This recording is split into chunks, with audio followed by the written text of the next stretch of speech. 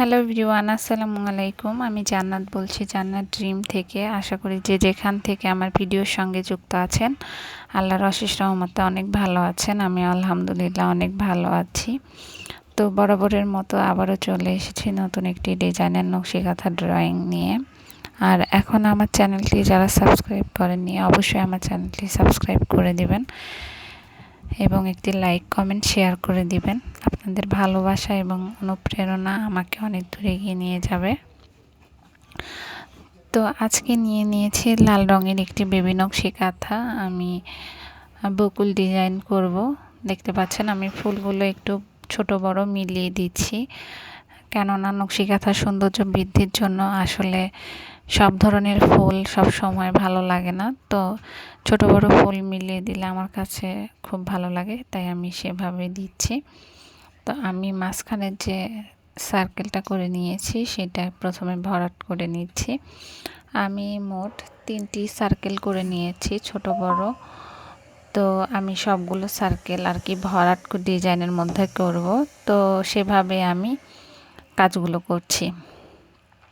এখানে আমি পাতার পাশে কিছু ফুলের পাশে কিছু পাতাও দিয়ে নিচ্ছি। আর যারা আমাদের কাছ থেকে নকশিকাঁথা নিতে চাচ্ছেন অবশ্যই আমাদের স্ক্রিনে দেওয়া হোয়াটসঅ্যাপ এবং ইমো নাম্বারে যোগাযোগ করবেন এবং আমাদের চ্যানেলে অনেক কাঁথা আছে, সেগুলো দেখতে পারেন। আমরা কিন্তু ছোট বড় যে কোনো সাইজের কাঁথা কাস্টমাইজ করে দিয়ে থাকি, তাই আর দেরি না করে এখনই অর্ডার করে ফেলুন।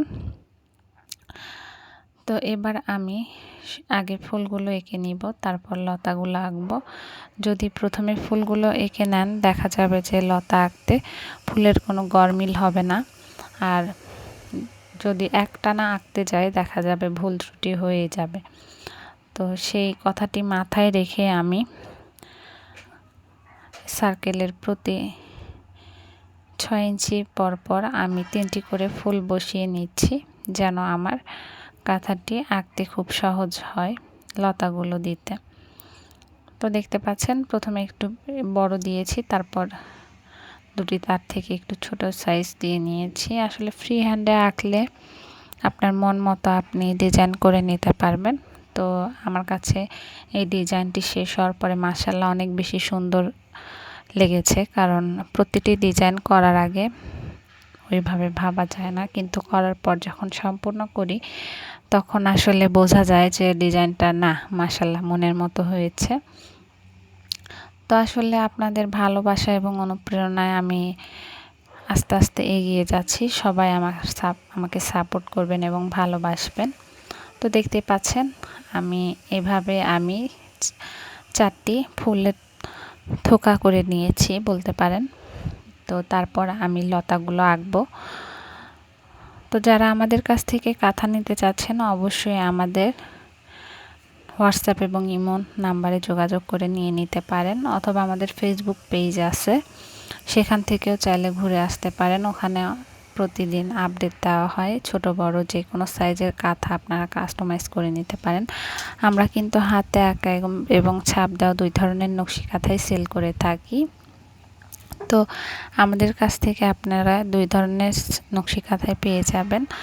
আমরা কিন্তু থান কাপড় দিয়ে নকশিকাঁথাগুলো তৈরি করি, 3 পার্টের হয়ে থাকে।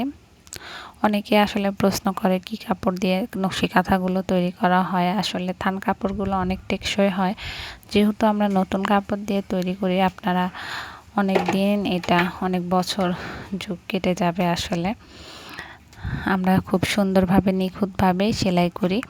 তো যারা নকশিকাঁথাগুলো হাতে পেয়েছে তারা আসলে বোঝে যে বা জানে যে আমাদের কাঁথাগুলো কতটা নিখুঁত।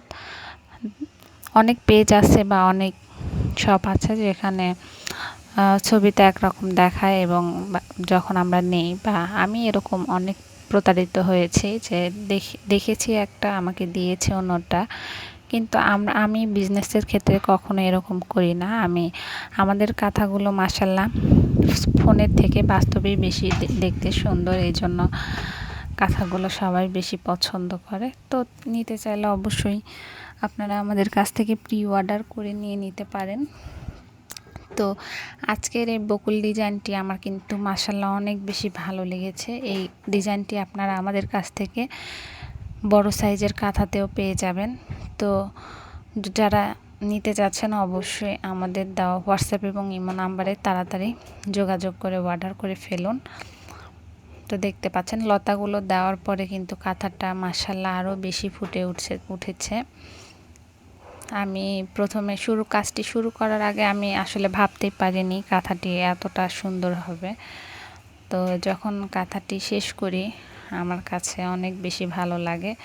তো আমি ভেবে রেখেছি যে নেক্সট টাইম আমি যদি এই কাঁথার ডিজাইনটি করি আমি বড় কাঁথাই করব। আর আপনারা কমেন্টে আমাকে জানিয়ে যাবেন বড় কোন কালারের উপর এই ফুলটি আঁকলে সুন্দর হবে।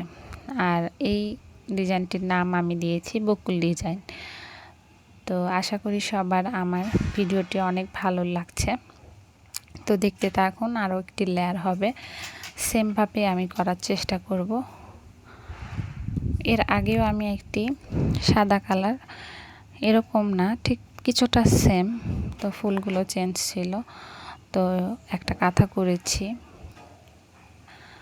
দেখতে কিছুটা এক হলেও আসলে অতটাও এক না, আপনারা দেখলেই বুঝতে পারবেন। তো এখানে আমি আবার বকুল ফুলগুলো দিয়ে নিচ্ছি। আগের মতোই আমি থোকা থোকা করে ফুলগুলো দিয়ে নিব। আসলে উপরে যে ডিজাইনটা করেছি সেটা মেনটেন করে আমি সম্পূর্ণ কাঁথাটি শেষ করব। আর আবারও বলছি, আমার চ্যানেলটি যারা এখনও সাবস্ক্রাইব করেনি প্লিজ আমার চ্যানেলটি সাবস্ক্রাইব করে দিয়ে আমার পাশেই থাকবেন, কারণ আপনাদের সাপোর্ট এবং ভালোবাসা আমাকে অনেক দূরে এগিয়ে নিয়ে যাবে। তাই আর দেরি না করে আমার চ্যানেলটি আপনারা সাবস্ক্রাইব করে ফেলুন।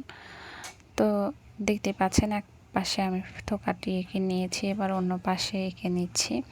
তারপরে থোকা আঁকার পরে আমি ফুলের থোকাগুলো আঁকার পরে আমি লতাগুলো দিয়ে নিব। সম্পূর্ণ